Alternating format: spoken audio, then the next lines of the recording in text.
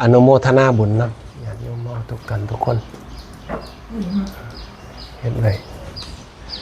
อัดไว้สักหน่อยว่าได้อัพไว้ตะเบิ้งศึกษาเข้ามามือนี้มันกลให้ละมันพระให้เว้นมันว่าฝึกไว้มือนี่สิมาเว้าเรื่องอันใดก็เว้าเรื่องขอวัดปฏิบัติเฮานี่ล่ะมาจริงๆบ่ได้ตั้งหัวขอไว้เดี๋ยวจังรวบรวมไปความเว้าไปแล้วก็จังพิมพ์ขอความขึ้นไปทาง Facebook ทางใดก็เฮ็ดไปทาง YouTube ก็ได้เฮ็ดขึ้นไปนึกบ่ทันออกเห็นหน้าไม่ออกก็อิ่ม เห็นหน้าไม่ออกก็อิ่มก็ยังว่าดีอ่ะที่ฝึกหัดปฏิบัติซ้อมกันไว้ซ้อมให้มันพร้อมกันอย่าเว้าแข่งกันแข่งกันต่างคนต่างแข่งกันแล้วบ่ได้ดีเท่ากันแข่งกันดีโลกมันเป็นอยู่สงครามการค้าระหว่างสหรัฐกับจีนเดี๋ยวนี้แห่งบุญไหว้ไทยผงไว้เบิดเพราะต่างคนต่างอยากชนะกันนี่บ่ผ่านในแพ้เฮาคือกัน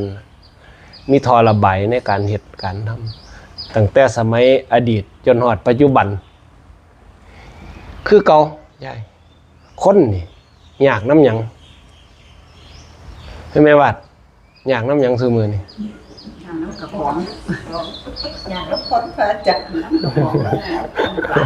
อยากน้ำทองตั้งแต่โบราณอาจารย์มาฮอดปัจจุบันนี่ก็เฮ็ดอันใดมีอันใดก็อยากนำมานั่นมีไห้มีหน้ามีลูกมีหลานมีหมูมีหมามีงัวมีควายตกเป็นถาดให้มันเบิดของเพิ่นยังว่าวันพระนี่ลดละให้มันเว้นให้มันได้มาเพื่อฝึกเจ้าของเฮาเคยได้ยินนี่ตัวคำสวดเฮาสวดอยู่ประจำอยู่เด้เคยได้ยินบ่แม่นี่เอวังภาคาจะปนัสสะภควะโตสาสนีอนุสาสนีของพระพุทธเจ้าที่เพิ่นเว้าในเรื่องรูปขันธ์5นั่นน่ะรูปขันธ์5นี่ขันธ์5นี่มันมีอยู่5อย่างรูปเวทนาสัญญาสังขารวิญญาณมีอยู่5อย่างคนสมองบ่ดีจำเอา2อย่างเอารูปกับนามนึกออกว่าแม่วาดรูปนี่คือโตของยงนี่เห็นอยู่นี่รูปนี่คือหยังคือสิ่งที่เปลี่ยนแปลงผันแปรอยู่ตลอดมันบ่เที่ยงสั่งมันบ่ได้นามบาดนี่นามมันก็มีเวทนาสัญญาสังขารวิญญาณอันนี้เพิ่นเอิ้นจิตแต่ทั้งหมดองค์ข้าพยพทั้งหมดนี่รูปเวทนาสัญญาสังขารวิญญาณนั่นคือจิตตัวเดียวเข้าใจบ่นี่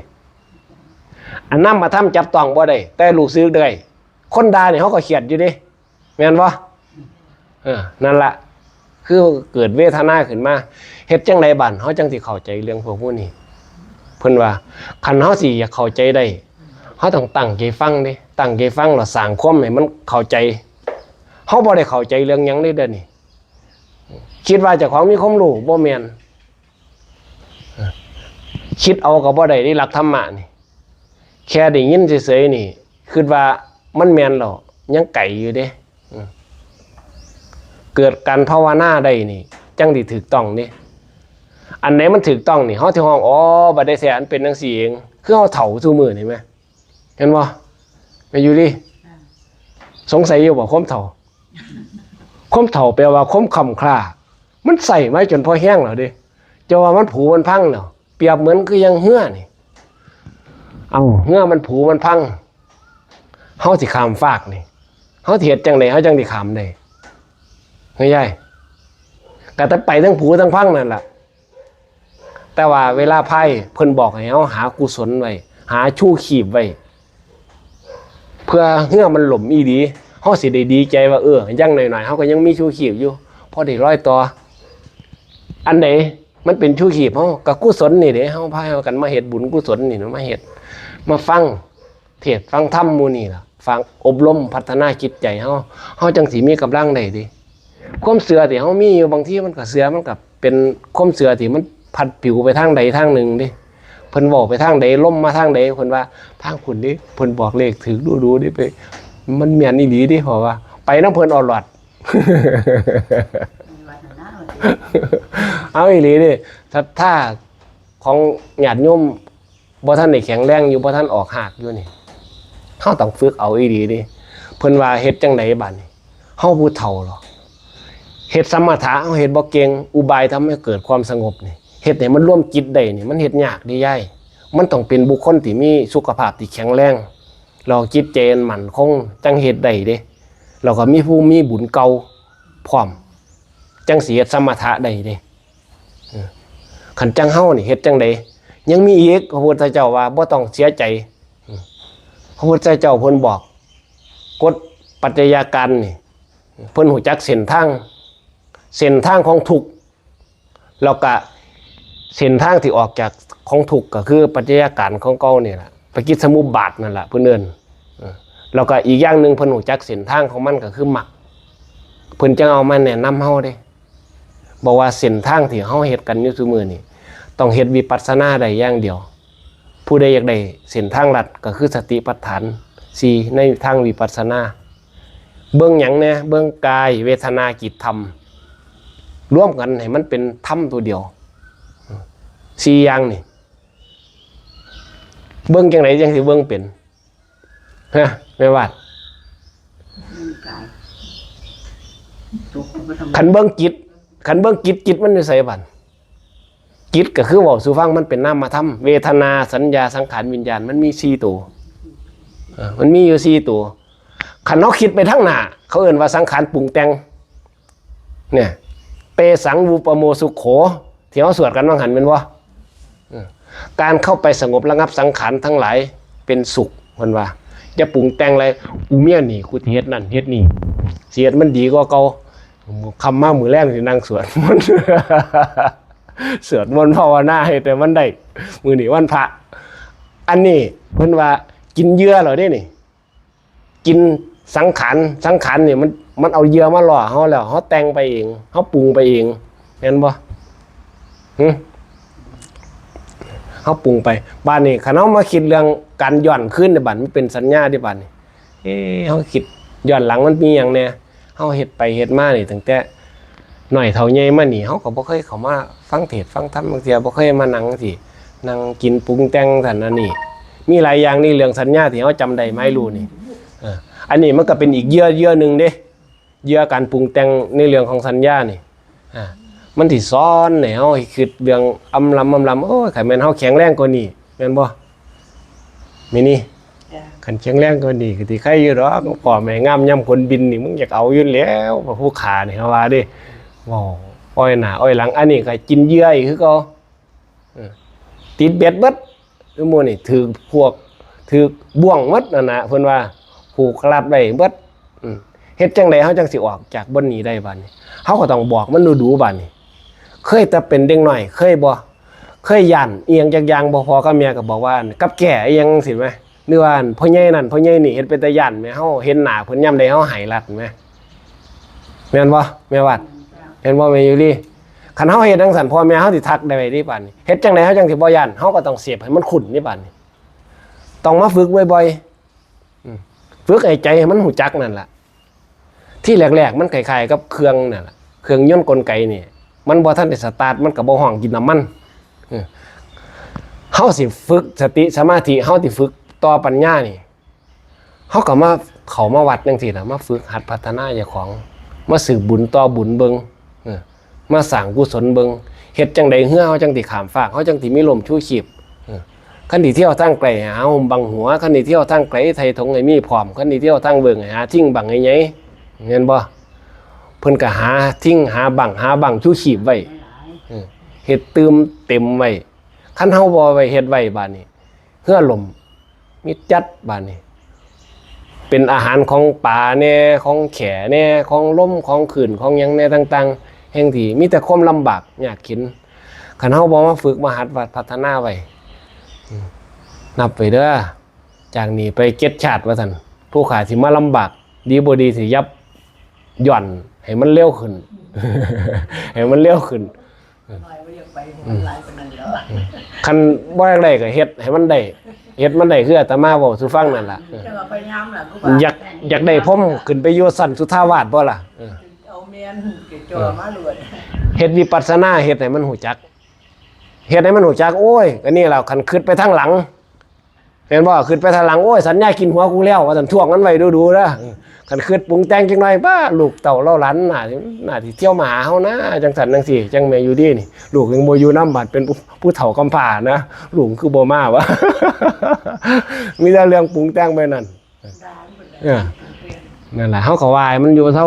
ท่วงมันอยู่พอมันผุดความคิดขึ้นมาปุ๊บนี่เขาก็ทักมันไว้อย่าไปซอยมันคิดนะเบิ่งความคิดของเฮาอ่านความคิดเพิ่นว่าอ่านความคิดเบิ่งความคิดเบิ่งเกิดเบิ่งดับบ่ตามมันเบิ่งไว้เขาสิเข้าใจว่าวิปัสสนาแรกๆมันบ่เข้าใจมันบ่ได้เกิดง่ายๆเด้ปัญญานี่คือยังเฮาย่านคนนั่นแหละเห็นบ่อาตมาเปรียบเทียบไว้คือเฮาย่านพ่อใหญ่นั่นย่านกับแก่ย่านนั่นย่านนี่หรือว่าพวกบางคนก็ย่านผีเท่าซุมื้อนี้ยังย่านอยู่เพราะว่าบ่ได้มาฝึกเจ้าของจักเที่ยนั่นล่ะคันเฮาฝึกอันใดคุ้นเคยแล้วเฮาเข้าใจแล้วเฮาสิว่าอ๋อบัดใดแท้มันเป็นจังซี่มันควรมาเฮ็ดได้ยายเพิ่นชี้ทางไว้บอกเบิดเพิ่นบอกอยู่บอกกินบอกนั่งบอกนอนบอกเบิดทุกอย่างเฮ็ดจังไดชีวิตจังสิยืนเฮ็ดจังไดจังสิมีความสุขเพิ่นก็บอกไว้หมดแต่คนก็เอาจังซั่นแล้วบาดนี้ลืมข้าวได้บาดใหญ่เฮือหัวอยู่ปานใดก็ยังไปฝันอยู่แม่นบ่มีนี่เพิ่นว่าเคใช้เนาะโอ้ยคิดความตายนี่สิได้อีหยังผู้ลางคนยังถามไปอีกดิแฮงคิดแฮงเมื่อยล้าแฮงท้อแท้จิตใจแม่นบ่จักสิคือเฮ็ดหนังเหรอวะแม่นแล้วใหม่ๆเราคือดูๆบางตัวก็คือยังบอกสู่ฟังนั่นล่ะว่าย่านนั่นย่านนี่บ่ย่านพี่หลอกแน่ย่านพ่อใหญ่นั่นพ่อใหญ่นี่ย่านกับแก่แน่ผู้เฒ่าท่วงนั่นอันนี้ไปคันบอกดูๆบัดนี่เตือนดูๆจิตมันเข้าใจได้บัดต่อไปเฮาก็เสยไปเลยบัดพอลือเข้าใจแล้วสังเกตเบิ่งแล้วอ๋อบ่ได้แท้อันเป็นจังซี่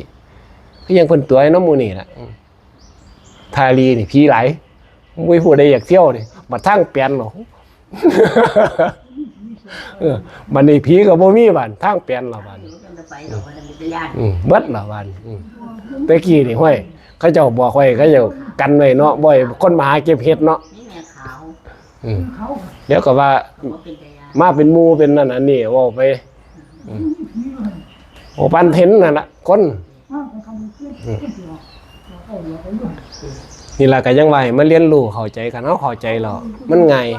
ต่อการเฮ็ดการทำอาตมาว่าเสียดายนะแห่งเฒ่าบัดแห่งนั่งเฝ้าตั้งแต่บ้านแห่งที่ตนสัตว์ก็เลยกลายเป็นทาสตั้งแต่เฝ้าตั้งแต่เฮียนแน่จังหน่อยไหลไกลเลี้ยงหมูเลี้ยงหมาบัดยังเป็นทาสของงัวของข้อยแบกเฒ่าบัดนี้ก็ไปหาแบกหญ้าแบกหยังอยู่บางทีก็เห็นแล้วว่าที่ตนสัตว์นะมันโกนบ่ละวันพระก็บ่เว้นบ่เข้าวัดฟังเทศน์ฟังธรรมมันเอาไปเอามาก็เลยกลายเป็นวันโยมหมดบ่มีวันพระวันศีลแล้วเดี๋ยวนี้เมาไปหมดเหรอเดี๋ยวนี้แต่ว่าเลยว่าโอ้ยเอาก็แล้วแต่ที่เป็นเนาะได้แต่เท่าที่มาทำนี่ก็โมทนาบุญนำยังเฮ็ดทำนี่ได้ก็